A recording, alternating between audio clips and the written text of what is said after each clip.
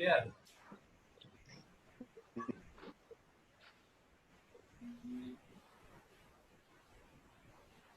বুঝা যাচ্ছে?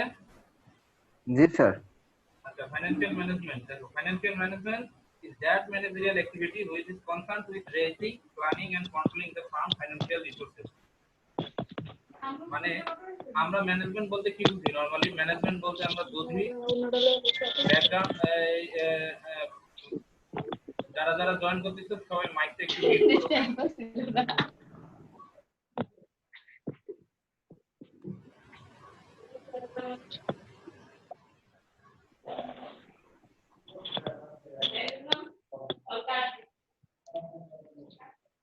দেখো, financial management is that managerial activity which is concerned with raising, planning and controlling of the firm financial resources.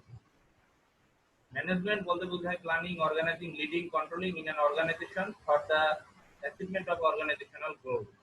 So financial management means financial related যে managerial activity গুলা financial management সেটা নিয়েই deal করে। আমরা management বলতে চারটা জিনিসকে বুঝি। একটা হচ্ছে যে প্ল্যানিং, অর্গানাইজিং, লিডিং, কন্ট্রোলিং। আর ফাইন্যান্সিয়াল ম্যানেজমেন্ট বলতে বোঝাচ্ছে যে ফাইন্যান্সিয়াল রিলেটেড যাবতীয় কাজকর্ম management. That means the managerial activity which is concerned with raising, planning and controlling the firm financial resources. আমরা যদি হিউম্যান রিসোর্স ম্যানেজমেন্ট বলি তাহলে হিউম্যানকে অ্যাকুইজিশন, মোটিভেশন, ডেভেলপমেন্ট, মেইনটেনেন্স এই ধরনের কাজগুলা হিউম্যান রিসোর্স ম্যানেজমেন্টে হয়। ফাইন্যান্সিয়াল ম্যানেজমেন্টে ফাইন্যান্সিয়াল রিসোর্সকে রেজ করা, প্ল্যানিং করা, তাদের কন্ট্রোলিং করা এবং অর্গানাইজেশন করাই হচ্ছে ফাইন্যান্সিয়াল ম্যানেজমেন্ট। ক্লিয়ার? তো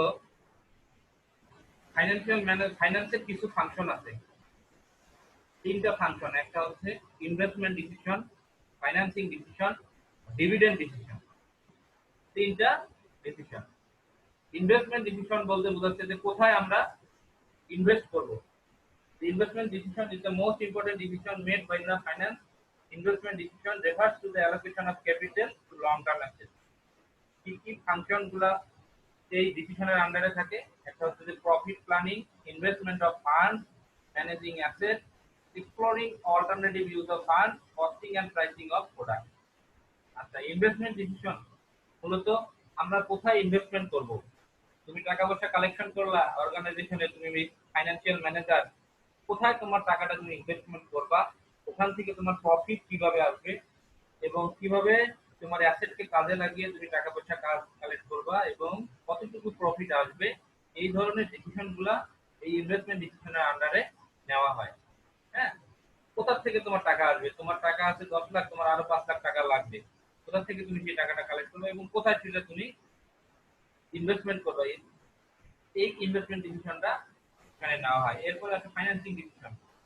Financing decision is the second function of finance that is performed by the financial manager. কি? Financial planning, forecasting, cash flow, raising of funds, identification of source of funds. কোথায় তোমার টাকার উৎসটা কোথায়? আমি একটা ব্যবসা শুরু করছি, আমার 10 লাখ নিজের টাকা আছে, আরো আমার 5 লাখ টাকা দরকার হয়, আরো আমার 5 লাখ টাকাটা আমি কোথা থেকে পাবো? এই যে সোর্স অফ ফান্ড, তোমার ফান্ডটা কোথা থেকে আসবে? হ্যাঁ, কিভাবে তুমি টাকাটা কালেক্ট করবা? দেখা যায় যে কোম্পানি কি করে, মার্কেট থেকে শেয়ার হোল্ডারদের কাছ থেকে টাকা কালেক্ট করে। কিভাবে দেখা যায় না? ওই যে শেয়ার মার্কেটের নাম শুনছো না তোমরা? শেয়ার মার্কেট নিয়ে কিন্তু একটা বিশদ আলোচনা আছে এই ক্লাসে। তো শেয়ার মার্কেট নিয়ে একটা বিশদ আলোচনা আছে এই ক্লাসে। আমরা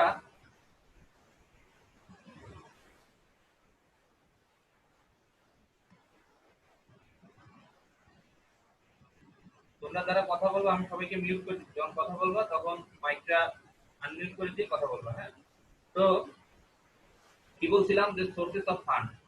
আমরা দেখি যে একটা কোম্পানি যদি ভালো মানের কোম্পানি হয়, সে কি করে, শেয়ার মার্কেট থেকে টাকা তোলে, তার কোম্পানি শেয়ার বিক্রি করার মাধ্যমে মার্কেট থেকে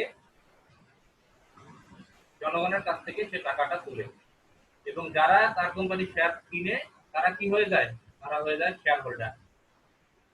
তো বুঝতে পারছো? এটা নিয়ে আমরা পরবর্তীতে ধাপে ধাপে আলোচনা করব। শুধু এইটুকু জানো যে ফাইন্যান্সিয়াল ডিসিশনে সোর্স অফ ফান্ড তার কোথা থেকে হবে, কিভাবে সে টাকা কালেক্ট করবে, তার ক্যাশ ফ্লোটা কি হবে, এই ফাইন্যান্সিয়াল প্ল্যানিং রিলেটেড যাবতীয় কাজ ফাইন্যান্সিয়াল ডিসিশন কর নেয়। এরপর আছে ডিভিডেন্ড ডিসিশন। ডিভিডেন্ড মানে কি? লভ্যাংশ, লাভের একটা অংশ শেয়ার হোল্ডারদের মধ্যে বিতরণ করে দেওয়া। দেখবা যে কোম্পানি ঘোষণা দেয় এই কয়েকদিন আগে, এই গতকাল না তার আগের দিন ডাচ বাংলা ব্যাংক তার শেয়ার হোল্ডারদের মাঝে একটা ডিভিডেন্ড ডিক্লেয়ার করছে। এর অর্থ হচ্ছে লাভের একটা অংশ শেয়ার হোল্ডারদের মাঝে ডিস্ট্রিবিউশন করে দেওয়ার অর্থ হচ্ছে যে তোমার 10 লক্ষ টাকা প্রফিট হয়েছে। হ্যাঁ, মার্কেটে শেয়ার বিক্রি করে তুমি যে জনগণের কাছ থেকে টাকাটা নিয়েছো সেখান থেকে 10 লক্ষ টাকা প্রফিট হয়েছে। তুমি বললা আমি এবছর আমার যারা শেয়ার হোল্ডার আছে তাদের মধ্যে আমরা 5% এই 10 লাখ টাকার মধ্যে 5% বা 10% বা 50% আমরা ডিভিডেন্ড ডিক্লেয়ার করব। তার মানে কি? ধরো 10,000 শেয়ার হোল্ডার আছে, তারা যে লাভটা হয়েছে লাভের 10% করে তারা লাভ করবে, প্রফিটটা তারা লাভ করবে। এই যে তারা লাভের একটা অংশ শেয়ার হোল্ডারদের মধ্যে ডিস্ট্রিবিউশন করে দিল, এটাকে ডিভিডেন্ড বলে।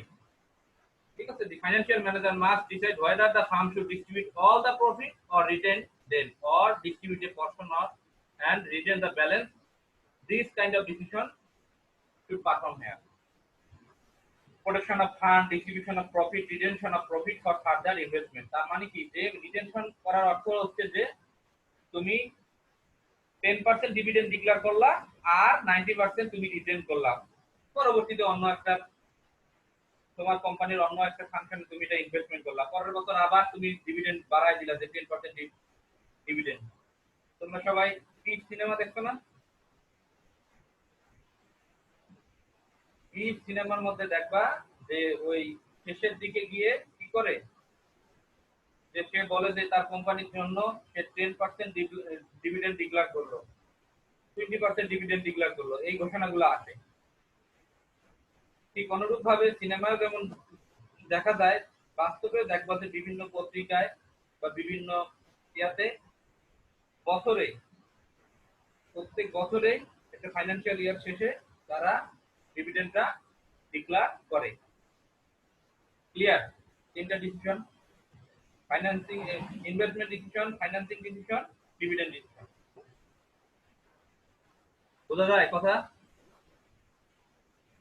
ক্লিয়ার এখন পর্যন্ত? জি স্যার। ওকে, ঠিক আছে। এরপরে আসো ক্লাসিফিকেশন অফ ফাইন্যান্স। হ্যাঁ, দুই ধরনের ফাইন্যান্স মূলত, একটা হচ্ছে private finance, public finance. Public finance, private finance of A farm or an individual is called private finance. মানে তুমি তোমার বন্ধু বান্ধব তোমরা যে ফাইন্যান্সটা হোল্ড করো সেটা হচ্ছে প্রাইভেট ফাইন্যান্স। আর জি স্যার। প্রাইভেট ফাইন্যান্স তিন ধরনের, একটা হচ্ছে personal finance, business finance, non business finance. Personal finance কার? একটা ব্যক্তি যে তার ম্যানেজারিয়াল ফাইন্যান্সিয়াল অ্যাক্টিভিটিস গুলো পরিচালনা করার জন্য ডিল করবে, সেটা হচ্ছে personal finance. Personal finance refers to the financing of a person to perform her everyday activities. তোমার একটা দোকান আছে, মুদি দোকান, তোমার ডেইলি সেই দোকানের ফাইন্যান্সিয়াল অ্যাক্টিভিটিস পরিচালনা করার জন্য যে টাকা পয়সা দরকার সেটা তোমার পার্সোনাল ফাইন্যান্স। বিজনেস ফাইন্যান্স কি? বিজনেস ফাইন্যান্স হচ্ছে বা তোমার নিজের চলাফেরার জন্য যে টাকা পয়সা দরকার সেটা তোমার পার্সোনাল ফাইন্যান্স। বিজনেস ফাইন্যান্স হচ্ছে তোমার বন্ধু বান্ধব মিলে তুমি জয়েন্ট ভেঞ্চার কোম্পানি করছো, পার্টনারশিপ করছো বা সোল প্রোপ্রাইটারশিপ করছো, বা কোনো বিজনেস চালু করছো, সেখানে যে ধরনের ফাইন্যান্স করবা সেটা হচ্ছে যে business finance. Non business finance, non business finance হচ্ছে এডুকেশনাল ইনস্টিটিউশন বা হসপিটাল, মানে সেখানে মানুষ প্রফিট নিবে না। এই যে আমরা বলি না যে ট্রাস্টি বোর্ড, আমাদের বিশ্ববিদ্যালয় থেকে শুরু করে সমস্ত বিশ্ববিদ্যালয়, প্রাইভেট বিশ্ববিদ্যালয়কে বলা হয় ট্রাস্টি বোর্ড। কেন? এখানে ট্রাস্টিরা টাকা পয়সা দান করে এই বিশ্ববিদ্যালয়কে পরিচালনা করার জন্য ফান্ড জেনারেট করে বিশ্ববিদ্যালয়টা শুরু করছে। ঠিক আছে? এরা ট্রাস্টি, এরা দাতা। হ্যাঁ, এরকম হাসপাতাল, এরকম এডুকেশনাল ইনস্টিটিউশন, এখানে তারা 20 জন বা 22 জন হিউজ একটা অ্যামাউন্ট, 50 লক্ষ বা 1 কোটি টাকা দান করে একটা মোটা অঙ্কের টাকা দিয়ে এই প্রতিষ্ঠানটা চালু করছে। তো এখানে প্রফিট জেনারেশন হবে না, যে টাকা পয়সা আসবে সেই টাকাটা এই ট্রাস্টের আন্ডারে থাকবে। খালেদা জিয়ার হইতে কিছু কারণে যে এতিমদের জন্য ট্রাস্ট খুলছিল, তাই না? Zia charitable trust, Zia orphanage trust. এই ট্রাস্ট যখন তুমি খুলবা, এগুলো হচ্ছে নন বিজনেস ফাইন্যান্স। এখানকার টাকা পয়সা তুমি নিতে পারবা না। তুমি নিজেই খুলছো, বাট তুমি খুলতে পারবে, মানে এখানকার টাকা নিতে পারবা না। যেমন ওই যে এরশাদ মারা যাওয়ার পরে তার টাকা কোথায় দান করে গেছে? অনেক টাকা ট্রাস্টে দান করে গেছে, মানে ট্রাস্ট তার নিজস্ব পরিচালনায় পরিচালিত হবে। এখান থেকে কেউ টাকা নিতে পারবে না, এটা প্রফিট এখান থেকে নেওয়া যাবে না। ক্লিয়ার? আর জি পাবলিক স্যার। ফাইন্যান্স হচ্ছে ফাইন্যান্স স্টেট রাষ্ট্রের কার্যক্রমের জন্য যে ধরনের ফাইন্যান্সিয়াল অ্যাক্টিভিটি জি হবে স্যার। সেটা হচ্ছে পাবলিক ফাইন্যান্স। আচ্ছা, কয়টা ফ্যাক্টর এখানে কাজ করবে? দুইটা ফ্যাক্টর, একটা হচ্ছে ইন্টারনাল ফ্যাক্টর আর এক্সটার্নাল ফ্যাক্টর। এই ইন্টারনাল ফ্যাক্টর কোনগুলা ফাইন্যান্সে? Size of the business, nature of the business, form of the legal organisation, situation of business cycle, asset structure, হ্যাঁ, terms of credit, management philosophy. এই জিনিসগুলো হচ্ছে ইন্টারনাল। ইন্টারনাল বলতে কি? যে কোম্পানির তোমার ইন্টারনাল পলিসি কোনগুলা, আর এক্সটার্নাল কি? বাইরের বিষয়গুলা। ইন্টারনাল হচ্ছে যে তোমার বিজনেসের সাইজ কতটুকু হবে, কি ধরনের বিজনেস হবে, এটা লিগ্যালিটি কি হবে, যেমন তুমি সোল প্রোপ্রাইটারশিপ করবা, মানে একাই করবা না পার্টনারশিপে যাবা, জয়েন্ট স্টক কোম্পানি, এই যে ফর্মগুলা, লিগ্যাল লিগ্যাল ফর্মগুলা। আর এক্সটার্নাল কি? এক্সটার্নাল ফ্যাক্টরস হতে পারে government regulation, tax system, economic condition of the country, condition of market and capital market, এই ধরনের। যেমন এই বাজেটে তোমরা দেখবা যে বলছে যে ফেসবুক, ইউটিউব বা অনলাইন কেনাকাটার উপরে 15% ভ্যাট আরোপ করা হয়েছে, তাই না?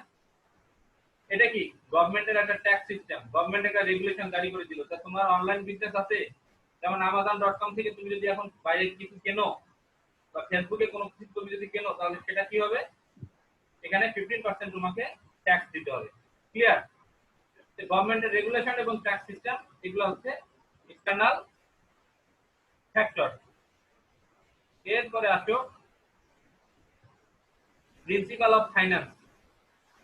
ফাইন্যান্সের প্রিন্সিপাল, ফাইন্যান্স এক নম্বর প্রিন্সিপাল হচ্ছে রিস্ক এন্ড রিটার্ন। আমরা কি বলি যে নো রিস্ক নো গেইন বা নো রিটার্ন। যে রিস্ক নিবে তারই রিটার্ন আসার সম্ভাবনা থাকে। আমরা এন্টারপ্রেনারশিপে কি করছি, যে যারা উদ্যোক্তা তাদের একটা বড় বিহেভিয়ার হচ্ছে যে রিস্ক টেকিং বিহেভিয়ার। তারা যদি রিস্ক না নেয় তাহলে তাদের কি উদ্যোক্তা তারা হবে না, কারণ যারা উদ্যোক্তা তারাই রিস্ক নেয়। তো এই রিস্ক এন্ড রিটার্ন এটা আলাদা একটা চ্যাপ্টারই আছে, এই চ্যাপ্টারগুলোতে আমরা এটা আলোচনা করব। Principal of time value of মানি, সময়ের অর্থের মূল্য। আজকে তুমি যদি 100 টাকা 1000 টাকা করে ব্যাংকে তুমি জমা রাখো, 10 বছর পরে কত টাকা হবে? টাইম ভ্যালু অফ মানি, এটাও আমরা একটা চ্যাপ্টার আছে সেখানে আলোচনা করব। প্রিন্সিপাল অফ ক্যাশ ফ্লো, এগুলা এই টাইম ভ্যালু অফ মানিতে আলোচনা করব। Profitability and liquidity, profitability and liquidity, কতটুকু তোমার লাভ এবং কতটুকু তোমার ক্যাশ টাকা থাকবে, লিকুইড মানি তোমার কতটুকু থাকবে, এগুলা প্রত্যেকটা একটা করে চ্যাপ্টার আমরা আলোচনা করব নেক্সট ক্লাসগুলোতে ধাপে ধাপে। কিন্তু এখানে জাস্ট জি তোমাদের যে স্যার। প্রিন্সিপাল গুলো আছে সেগুলো জানাই দিচ্ছি। Principal of matching, G principal of sir. Diversity, হ্যাঁ, প্রিন্সিপাল অফ বিজনেস সাইকেল। এখন সবচেয়ে ইম্পর্টেন্ট আছে গোলস অফ এ ফার্ম। যে ফার্মের গোল কি, কি কি গোল একটা ফার্ম বিয়ার করে? তিন ধরনের গোল থাকতে পারে। একটা হচ্ছে যে profit maximization, maximization of earning per share, maximization of wealth. তিনটা। তাহলে প্রথম গোল কি? Profit maximization. কিভাবে প্রফিট ম্যাক্সিমাইজ করা যাবে? একটা অর্গানাইজেশন কিভাবে তার প্রফিট বাড়াবে? বাই রিডিউসিং কস্ট, কস্ট কমিয়ে, by increasing the price of goods and service through improving quality, quality বাড়ায় দিয়ে তোমার দ্রব্যের দাম বা মূল্য বাড়ায় দিল, তাই না? গ্রামীণফোন যেটা সবসময় করে, জি স্যার। নেটওয়ার্ক সব জায়গায় অ্যাভেলেবেল, তাদের কল রেট বা অন্যান্য কিছু সবসময় বেশি। তারপরে যদি তুমি অন্যান্য কেনাকাটা করতে যাও, যেগুলো ব্র্যান্ডেড যেগুলো দোকান, তাদের কি থাকে?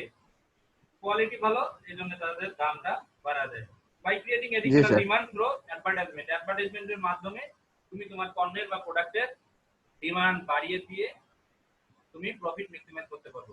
কিন্তু কেন প্রফিট ম্যাক্সিমাইজেশন একটা ফার্মের আলটিমেট গোল হওয়া উচিত না?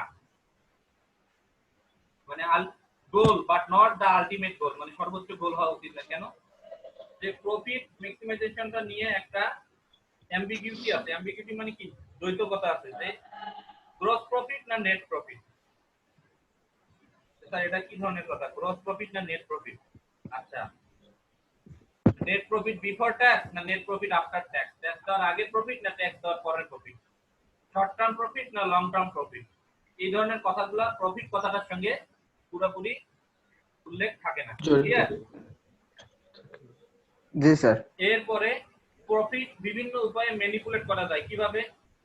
তোমার ধরো 10 লক্ষ টাকার সম্পদ আছে, তুমি বললে যে আমার 20 লক্ষ টাকার সম্পদ আছে, হ্যাঁ, তারপর তুমি বলতেছো তোমার অনেক জানা আছে, তারপরে তুমি বলতেছো যে আমার অনেক ধরনের সেলস হচ্ছে। এই ধরনের ডুপ্লিকেসি করে প্রফিটটা ম্যানিপুলেট করা যায়। এরপরে time value of money consider করে না এবং রিস্ককে ইগনোর করে। সেকেন্ড গোল হচ্ছে earning per share. Why earning per share মানে কি? তোমার পার শেয়ারে কি পরিমাণ টাকা তোমার ইনকাম হচ্ছে তোমার কোম্পানি। শেয়ার কিভাবে মার্কেটে ছাড়ে এটা আমরা একটু পরেই বলবো আজকে। আচ্ছা, এর বোঝা যাচ্ছে সবাই? জি স্যার। আর্নিং পার শেয়ারও একটা কোম্পানির গোল না। কেন? এরা time value of money consider করে না, রিস্ক কে কনসিডার করে না, ডিভিডেন্ড পলিসি কনসিডার করে না। এই জন্য আর্নিং পার শেয়ারও ম্যাক্সিমাম গোল না, বাট ম্যাক্সিমাম গোল হচ্ছে ওয়েলথ ম্যাক্সিমাইজেশন।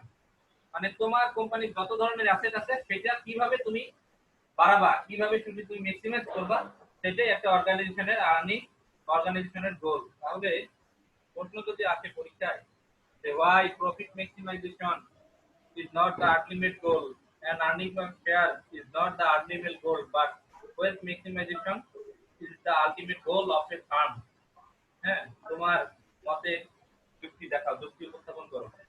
তাহলে এই নিচের যুক্তিগুলো উপস্থাপন করতে হবে। কি?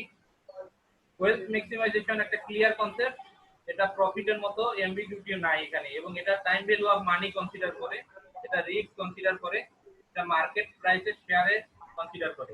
এই কারণে এই ওয়েলথ ম্যাক্সিমাইজেশন একটা ফার্মের আলটিমেট গোল। ঠিক আছে? তাহলে ওয়েলথ জি, স্যার। বলতে কি বোঝাচ্ছে? ওয়েলথ বলতে শুধু সব কিছু, প্রফিট, অ্যাসেট, লায়াবিলিটি, সব ধরনের কিছু থাকে। এই যে তোমার এই কোর্সটাতে তোমাদের একটু মানে তোমরা AEM 202 ক্লাস করছো, ফাইনান্সিয়াল জি, স্যার। অ্যাকাউন্টিং। জি স্যার। এই যে তোমরা কোর্সটা নিছিলা অনেকেই, AEM 202 কোর্সটা করার পরে AEM 204 নরমালি করতে হয়। এই কারণে যেহেতু তোমরা একসঙ্গে দুটো কোর্স নিছো, সুতরাং তোমাদের একটু ভালো মতো করতে হবে। হ্যাঁ, জি স্যার। আচ্ছা, এখন দ্বিতীয়ত আসো যে এখন পর্যন্ত এতটুকু পর্যন্ত clear? G sir. G sir. Sources of fund, sources of finance, কোথা থেকে তোমার সোর্সগুলো, ফাইন্যান্সের সোর্সগুলো কোন জায়গা থেকে? একটা হচ্ছে যে ইন্টারনাল সোর্স, একটা হচ্ছে এক্সটার্নাল সোর্স। ইন্টারনাল সোর্স কোথায় কিভাবে হইতে পারে? প্রমোট ইনিশিয়াল ক্যাপিটাল, মানে তুমি বিজনেস স্টার্ট করলা, এই কার এখন থেকে একটু সাউন্ড আসছে, সে একটু ইয়া করো, টিভি সাউন্ড মেবি। আচ্ছা, ইনিশিয়াল ক্যাপিটাল, তুমি বিজনেস স্টার্ট করলা, তোর তুমি বিজনেস স্টার্ট করলা তোমার ইনিশিয়াল ক্যাপিটাল দিয়ে। এরপরে ওই যে রিটার্ন আর্নিং একটা কথা বলতে, আমরা ডিভিডেন্ডের ক্ষেত্রে কি বলছিলাম? যে লাভের একটা অংশ শেয়ার হোল্ডারদের মধ্যে ডিস্ট্রিবিউট করে দেওয়ার পরে যে অংশটা থাকে সেটাই হচ্ছে রিটার্ন আর্নিং। তোমার 10 লক্ষ টাকা ইনকাম হইছে শেয়ার মার্কেট থেকে, যে শেয়ার হোল্ডারদের কাছ থেকে নিছো, তুমি এখান থেকে 1 লক্ষ টাকা দিয়ে দিলা, এটা হচ্ছে ডিভিডেন্ড, শেয়ার হোল্ডারদের মধ্যে ডিস্ট্রিবিউট করে দিলা। আর যে 9 লক্ষ টাকা তুমি রেখে দিছো সেটা হচ্ছে রিটার্ন আর্নিং। হ্যাঁ, তো এই যে আউটস্ট্যান্ডিং এক্সপেন্সেস, প্রভিডেন্ট ফান্ড, তোমার প্রতিষ্ঠানে ধরো 200 এমপ্লয়ি আছে, প্রত্যেক মাসে মাসে তুমি তাদের ওখান থেকে 500 টাকা করে কেটে রাখছি। এই টাকাটা তুমি তোমার বিজনেসে কাজে লাগাচ্ছ, পরবর্তীতে তারা যখন রিটায়ারমেন্টে যাবে তাদের প্রভিডেন্ট ফান্ড থেকে ওই টাকাটা ক্যালকুলেশন করে তুমি একটা ইন্টারেস্ট সহ দিয়ে দাও, তাই না? বাট প্রত্যেক মাসে মাসে যে টাকাটা তোমার এই আসছে প্রভিডেন্ট ফান্ডে, এই টাকাটা প্রতিষ্ঠান কাজে লাগাচ্ছে। ঠিক আছে? এরপরে এক্সটার্নাল সোর্সেস দুই জায়গা থেকে, একটা হচ্ছে যে institutional sources, non institutional sources. Institutional source কোনগুলা? যেমন কমার্শিয়াল ব্যাংক, ইনভেস্টমেন্ট ব্যাংক, হ্যাঁ, বিভিন্ন ধরনের bank, financial company, leasing company, specialised financial institution যেমন house building finance corporation, Bangladesh Krishi bank, যে Bangladesh small and cottage industries corporation, এগুলো হচ্ছে যে স্পেশাল ফাইন্যান্সিয়াল ইনস্টিটিউশন। যেমন হাউস বিল্ডিং স্পেশালাইজড কেন? যে হাউস বিল্ডিং শুধু বাড়ি করার জন্য লোন দেয়, কৃষি ব্যাংক কৃষি রিলেটেড লোন দেয়, তাই না? জি। এখন নন ইনস্টিটিউশনাল সোর্স কোনগুলা? যে শোনো, আজকের লেকচার গুলা মানে অনেক কিছুই মাথার বুদ্ধি দিয়ে যাবে, বাট ধীরে ধীরে তোমরা বুঝতে পারবে। বাট মনোযোগ দাও, দেখবা যে আরো কিছু কয়েকটা ক্লাস করলে সবগুলো ক্লিয়ার হয়ে যাবে। বুঝতে পারছো? শুরুতেই সবকিছু মানে আমাকে খালি হুহু করো না, অনেক কিছু না বুঝলেও ধীরে ধীরে সব বুঝতে পারবো। হ্যাঁ, এরপরে আসো ট্রেড ক্রেডিট, মানে নন ইনস্টিটিউশনাল সোর্সেস। বাকিতে টাকা মালামাল আনছো, টাকা দাও নেই।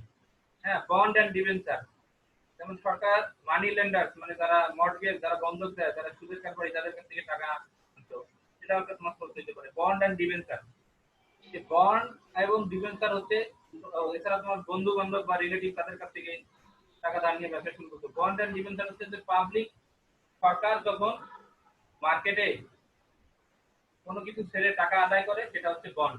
আর পাবলিক কোম্পানি, প্রাইভেট কোম্পানি যখন এই ধরনের কোনো শেয়ার ছাড়ে, সেটাকে বলা হয় ডিবেঞ্চার। যেমন দেখো প্রাইস বন্ড, কার? সরকারের না? তুমি ওই প্রাইস বন্ড কিনে আনবা, 3 মাস পর পর ড্র হবে। ধরো 3 কোটি বা 25 কোটি বা 30 কোটি টাকা সরকার মার্কেটে ছাড়ছে, প্রাইস বন্ড ছাড়ছে, ওখান থেকে লোকজন কিনতেছে, সেই টাকাটা কাজে লাগাচ্ছে, এখান থেকে লটারি করে 3 মাস পর পর কিছু মানুষকে একটা লাভের অংশ দিচ্ছে। এটা কি সরকারের একটা ফাইন্যান্সিয়াল সোর্স। ঠিক অনুরূপ ভাবে প্রাইভেট কোম্পানিও মার্কেটে তাদের ডিবেঞ্চার ছেড়ে টাকা নেয়, 3-4 মাস পর পর লটারি বা ড্র করে তাদের একটা অংশ শেয়ার হোল্ডারদের মধ্যে দিয়ে দেয়। ক্লিয়ার? বোঝা গেছে কথাটা? না বুঝলে বইলো। এইটাই ফ্লোচার্ট আকারে এখানে দেখানো হয়েছে যে কিভাবে টাকাগুলা আসছে। এরপরে আসছে শর্ট টার্ম ফান্ড আর লং টার্ম ফান্ড। কি কি বলতেছি? Short term fund, long term fund. Short term fund 1 বছরের কম হলে সেটা শর্ট টার্ম ফান্ড। এই টাইম পিরিয়ড কম 1 বছর, এটার ইন্টারেস্ট রেট কম। হ্যাঁ, এটা ওই যে দেখা যায় যে যারা সুদের কারবারি বা মর্টগেজ বা বন্ধক যারা দেয় বা অন্যান্য ব্যাংকও দিতে পারে, 1 বছরের কম সময়ের জন্য এই টাকাটা বা ফান্ড যেখান থেকে তুমি কালেক্ট করবা, সেটা হচ্ছে শর্ট টার্ম ফান্ড, এটা সিকিউরড না। আচ্ছা, এরপরে দেখো long term fund. Long term fund কি? এটা উল্টাটা। 1 বছরের বেশি সময় ধরে হলে, 3 বছর 5 বছর, সেটা হচ্ছে লং টার্ম ফান্ড। এটা মোর দেন 1 ইয়ার, এটার ইন্টারেস্ট পেড করতে হবে এবং এটা সিকিউর। যেমন কোম্পানি থেকে লোন যদি তুমি নাও, ফাইন্যান্সিয়াল ইয়ার থেকে বা কারোর সাথে চুক্তিবদ্ধ হয়ে, হ্যাঁ, দলিল টলিল করে যদি তোমার থেকে তুমি টাকা পয়সা নাও, সেটা হচ্ছে যে লং টার্ম ফান্ড। মোর দেন 1 ইয়ারের বেশি হলে লং টার্ম ফান্ড। ঠিক আছে? জি এখানে স্যার। দেখবা যে শর্ট টার্ম ফান্ড আর লং টার্ম ফান্ডের মধ্যে একটা পার্থক্য দেওয়া আছে। তাহলে পরীক্ষায় কি পার্থক্য থাকবে? না হ্যাঁ, থাকলে ভালোই স্যার। না, পরীক্ষায় পার্থক্য থাকবে না। পরীক্ষায় উল্লেখ করে দেওয়া থাকবে একটা টপিক হলো যে বন্ড এবং ডিবেঞ্চার, এটা কোন কোন ধরনের ফান্ড, এইটার আলোকে লিখতে হবে। আর পার্থক্য করে লিখবো না, এমনিতেই। এইগুলা, এই যে যে টপিকগুলো আলোচনা করলাম, এগুলো একটু ভালো মতো পড়বা। হ্যাঁ, এখন মোটামুটি যে কথাটা সেটা হচ্ছে যে তোমরা, আমরা কিন্তু এবার পরীক্ষা কিভাবে নিব সেটা নিয়ে একটু আলোচনা করি। হ্যাঁ, জি স্যার। আজকের লেকচার মূলত এতটুকুই। হ্যাঁ, আজকের লেকচার মূলত এতটুকুই। এগুলো আমি পিডিএফ করে দিয়ে দিব। এখন পরীক্ষাটা হবে A4 সাইজের পেজ, বাসায় কিনে রাখবা। কি বলছি? A4 সাইজের, যেটা সকল কোর্সের জন্য, শুধু আমার কোর্সের জন্য না। A4 সাইজের পেজে মার্জিন দিতে হবে। হ্যাঁ, স্কেল দিয়ে মার্জিন দিবা। মার্জিন দিয়ে উপরে কোর্স টাইটেল, কোর্স কোড, তোমার আইডি, হ্যাঁ, এগুলা লিখতে হবে। পরীক্ষার তারিখ, আমরা তো অন্যান্য যেমন মিড টার্ম পরীক্ষা নেই, সেরকম পরীক্ষার শিডিউল দিয়ে দিব। পরীক্ষার তারিখ লিখে, ধরো টাইম দেওয়া থাকলো এই পরীক্ষা, এই ক্লাসের সময় কখন, 3টা থেকে 4:30 না, এটা তো আমরা আমাদের সুবিধার্থে 1:30টার সময় নিয়ে আসছি। ঠিক আছে? যে সময় পরীক্ষা হবে ওই সময়ে এই গ্রুপে যোগ রাখতে হবে। পরীক্ষার ডেট দেওয়া হবে যে EN 204 অমুক দিনে অমুক সময়। বলা হলো যে 2 জুলাই থেকে 11 জুলাই পর্যন্ত পরীক্ষা না, এখানে বলা হবে যে কোন কোন সময় পরীক্ষাটা হবে, সেটা এই গ্রুপে জানিয়ে দেবো আমরা। পরে ওই পরীক্ষার সময় ঠিক যেমন এই যে ডেটের সময় থেকে ক্লাস শুরু হলো পরীক্ষার সময় আমরা ওখানে একটা পিডিএফ ফাইল আপলোড করে দিব, হ্যাঁ, কোশ্চেনটা তোমরা ওটা ডাউনলোড করবা আর ওখানে লাইক বাটন একটা দিবা বা ওখানে লিখে দিবা যে গট ইট কমেন্টে।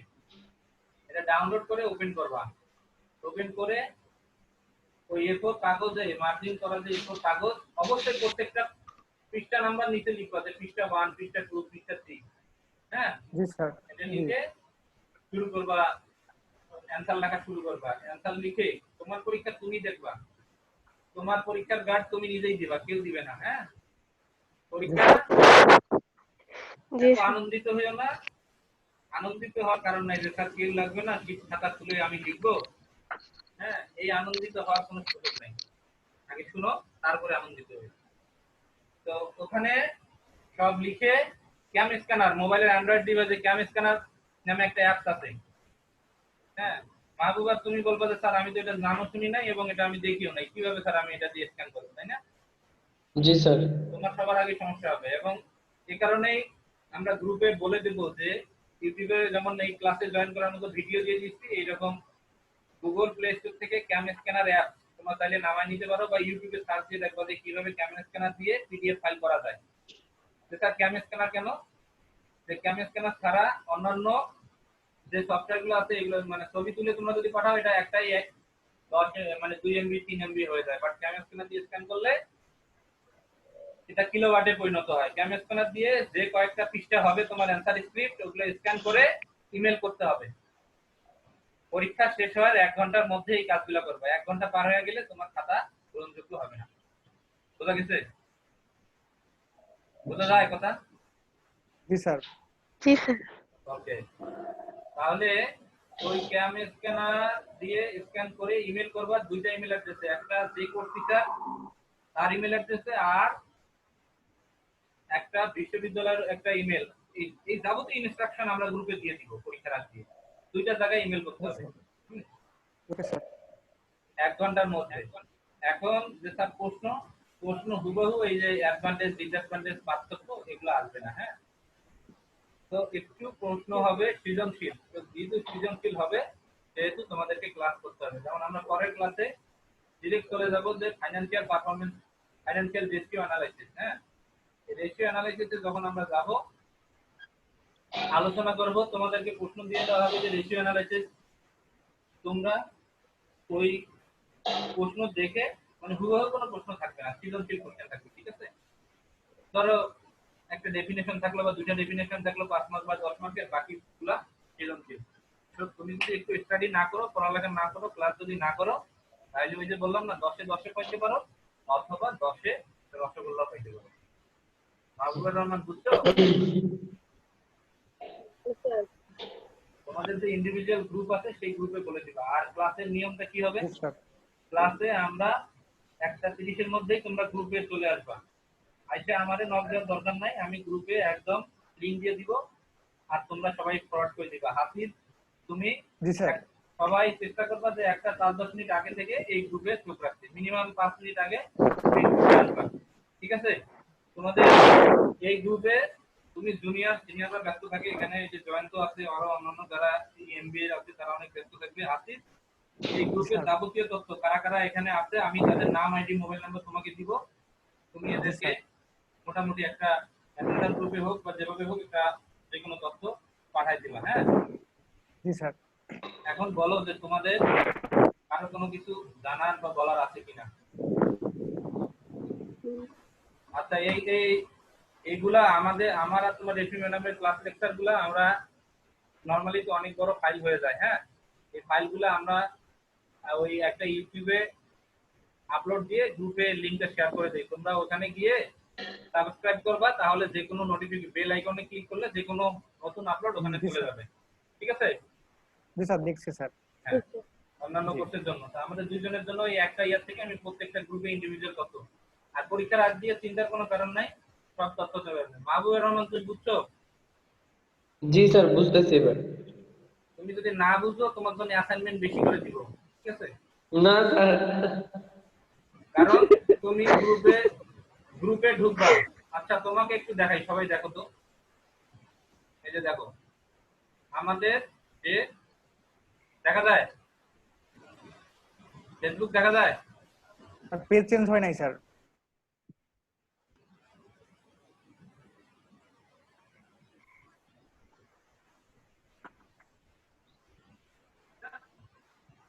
এখন তো দেখা যায়। জি স্যার। জি হ্যাঁ স্যার স্যার। এবার আসছে। এটা আমাদের ক্লাসের গ্রুপ। আমরা যদি জি এই ডিপার্টমেন্টের পেজে যাই, পেজে দেখা যায়। হ্যাঁ জি স্যার।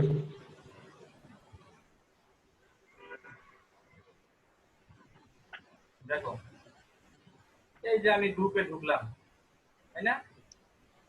স্যার। জি স্যার। গ্রুপে এই যে দেখো অ্যানাউন্সমেন্ট, মোবাইল দিয়ে ঢুকলেও দেখা যায় যে অ্যানাউন্সমেন্ট নামে অনেকগুলো সেকশন আছে। এই অ্যানাউন্সমেন্টে অনেকগুলো তথ্য আছে, যে এখানে কিভাবে ক্লাস নিতে হবে, এখানে ভিডিও দেওয়া আছে, গুগল প্লে স্টোর থেকে তুমি কিভাবে নামাবা, সব ধরনের তথ্য দেওয়া আছে। এইরকম দেখো অ্যানাউন্সমেন্টে 16টা অ্যানাউন্সমেন্ট আমাদের দেওয়া আছে। এই 16টা অ্যানাউন্সমেন্ট দেখলেই যে কোনো সময় অ্যানাউন্সমেন্ট সেকশনে গেলে তোমরা যাবতীয় ধরনের তথ্য পাবা। তোমরা কি করো, একটা কোর্স থেকে আর উপরে নিচে নাই, শুধু কমেন্ট। তুমি যদি এত কমেন্ট করো, অন্যরা তো এই পোস্টগুলো দেখতে পাবে না। একটা পোস্ট দিলে thank you sir, okay sir, like sir, congratulation sir, এত তো দরকার নাই। অন্যান্য পোস্টগুলো তো হাইড হয়ে যায়। হ্যাঁ, এই যে প্রত্যেকটা টিচার দেখো, তোমার প্রত্যেকটা সাবজেক্ট এই যে গ্রুপের লিংক দেওয়া আছে। এরপরে এই যে কিভাবে টাকা, প্রত্যেকটা টিচারের মোবাইল নাম্বার দেওয়া আছে। ইংরেজি বিভাগের যে যারা স্টুডেন্ট আছো, দেখবা যে ইংরেজি বিভাগের এই যে গ্রুপগুলোতে ক্লিক করলে ওখানে চলে যাবা।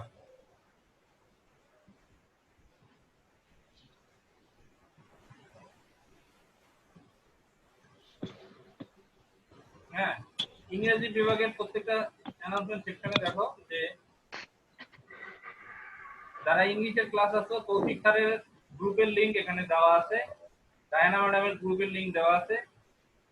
আবার ওনাদের একটা জিডি কোর্সের সমস্ত একটা আলাদা গ্রুপের লিংক আছে, সেটার লিংক, এই লিংকগুলোতে ঢুকলে দেখা যাবে। হ্যাঁ, এই যে সামার সেমিস্টারের তথ্য, এই যে তোমার রেশমি ম্যাডামের ক্লাসের লিংকগুলো, গ্রুপগুলো দেওয়া আছে। আমার ক্লাসের গ্রুপের লিংকগুলো এখানে দেওয়া আছে। পেমেন্ট কিভাবে, ক্লাস রুটিন দেওয়া আছে, ক্লাস রুটিন পিডিএফ ফাইল আকারে দেওয়া আছে। হ্যাঁ, রেজাল্ট কিভাবে দেখবা, সেই রেজাল্ট দেখার নিয়ম আছে। আচ্ছা, এই এই ধরনের তথ্যগুলা সব এখানে দেওয়া আছে। তোমরা কি করো, কোনো পোস্ট ভালো মতো দেখো না, মিনিমাম তো 8-10টা পোস্ট গ্রুপে দেখবা। তোমরা পোস্ট না দেখেই স্যার, এটা কিভাবে হবে? এবার যদি মাহবুব তুমি এই ধরনের কাজকর্ম করো, তোমার অ্যাসাইনমেন্ট দিয়ে দিব যে গ্রুপের 100টা পোস্টের নাম কি কি আছে, সবগুলো তোমার জন্য অ্যাসাইনমেন্ট, ইন্ডিভিজুয়াল অ্যাসাইনমেন্ট দিয়ে দিব। তুমি এই কাজ করো। স্যার আমার লগে তো বিস্তার কোয়েশ্চেন স্যার। ঠিক আছে? স্যার আমি এখন থেকে স্যার সব পোস্ট পড়ি তো স্যার, আমি একদম অনেকক্ষণ ধরে পড়ি। যে কোনো তথ্য এখানে পাবা, আর আমাদের কোর্সের জন্য সমস্ত তথ্য এখানে পাওয়া যাবে। ক্লিয়ার? জি স্যার। জি স্যার। জি স্যার। এই M204 এইখানে এই গ্রুপে যাবতীয় তথ্য, এইভাবে আমরা প্রত্যেকটা গ্রুপে সুন্দর মতো ইয়া করব। তাহলে তোমাদের মোটামুটি সব বোঝা গেছে। জি স্যার ধারণা হয়েছে। আমাদের লিংক কেটে যাবে একটা, আর একটা লিংক দিব, আর একটা চলে আসবে। এখন স্যার মিটিং আইডি পাসওয়ার্ড জান না কেন? আচ্ছা, মিটিং আইডি পাসওয়ার্ড দিই না এই কারণেই যে সবার মোবাইলটা ওই পরিমাণ ভালো না। অনেকের মোবাইলে মিটিং আইডি পাসওয়ার্ড দিয়ে ঢুকতে ঢুকতে 40 মিনিট চলে যাবে। জি স্যার। বুঝলে না? এই কারণে আমরা মিটিং আইডি এবং পাসওয়ার্ডটা শেয়ার করি। আমার এখানে একটা তো আমার হয়েছে। গ্রুপের কোর্স অ্যানাউন্সমেন্টে বলা আছে যে 3টা থেকে 4টা 30 ট্রেনিং, কিন্তু এই ক্লাসটা 1টা 30 থেকে 3টা পর্যন্ত আমরা নিব। হ্যাঁ, এই যে জয়েন দিস লিংক, এভাবে পরের ক্লাসে আবার একটা লিংক দেব। কমেন্টেও লিংক দেওয়া আছে, এখানেও লিংক দেওয়া আছে, কমেন্টেও আমি লিংক দিয়ে দিই, জাস্ট ক্লিক করে ওখানে ঢুকে যাবা। সব টিচারের ক্ষেত্রেই একই রকম। তোমার ম্যাডামেরও যদি কোনো সাবজেক্ট থাকবে, দেখবা যে যখন 40 মিনিট শেষ হয়ে কেটে গেল, পরে আবার 40 মিনিট একটা লিংক দেওয়া হবে। হ্যাঁ, যে সব জি স্যার। ক্লাসের ক্ষেত্রে একই ধরনের। আর এখানে গ্রুপের কিছু নিয়মাবলী দেওয়া আছে, দেখো যে জুম সফটওয়্যার দিয়ে ক্লাস না হবে, কিভাবে সফটওয়্যারটা নামাবা, কিভাবে ক্লাস নিবা, এই ভিডিওটাও দেওয়া আছে। মাহবুবুর রহমান, তুমি ভিডিও দেখছিলা? না, দেখো না। স্যার আমাদের এখানে 2 দিন ধরে স্যার নেট নাই স্যার, আজকে সকালবেলা নেট আসছে স্যার। তারপরে বলা হচ্ছে যে বৃষ্টির এখানে কারণে এই সব নির্দেশনাগুলা, বন্ধ স্যার। এই নির্দেশনাগুলা সমস্ত কিছু দেওয়া আছে। তো তোমরা এই নির্দেশনাগুলো ভালো মতো পড়বা, এবং দয়া করে অফিসিয়াল টাইম দিনের বেলা, আমরা তো বিভিন্ন সময় বিভিন্ন, তোমরা দিন নাই রাত নাই। মাহবুব রাত 11টা বাজে বলবে স্যার আমার কি টাকা রেজিস্ট্রেশন করা হয়েছে? পরে পানিতে ফেলাইবা, ওই যে বাচ্চাটির সামনে যে দিয়ে আছে না, এরপরে হাতি করে নিয়ে যে পানির মধ্যে ফেলাইবা। জি স্যার। তাহলে সমস্ত তথ্য এখানে থাকবে। হ্যাঁ, জি স্যার। আর ক্লাস শুরুর আগে তোমরা মিনিমাম 1:30 ক্লাস গ্রুপে খালি চোখ রাখবা, দেখবা যে নোটিফিকেশন তো চলে যাবে পোস্ট যাওয়ার সাথে সাথে। জি আর স্যার। হাসিব তুমি মানে নরমালি চেষ্টা করো 5 মিনিট আগে থেকে গ্রুপে অ্যাক্টিভ থাকবে। ওকে, হ্যাঁ স্যার। জি স্যার। তাহলে আজকের মতো এখানেই শেষ।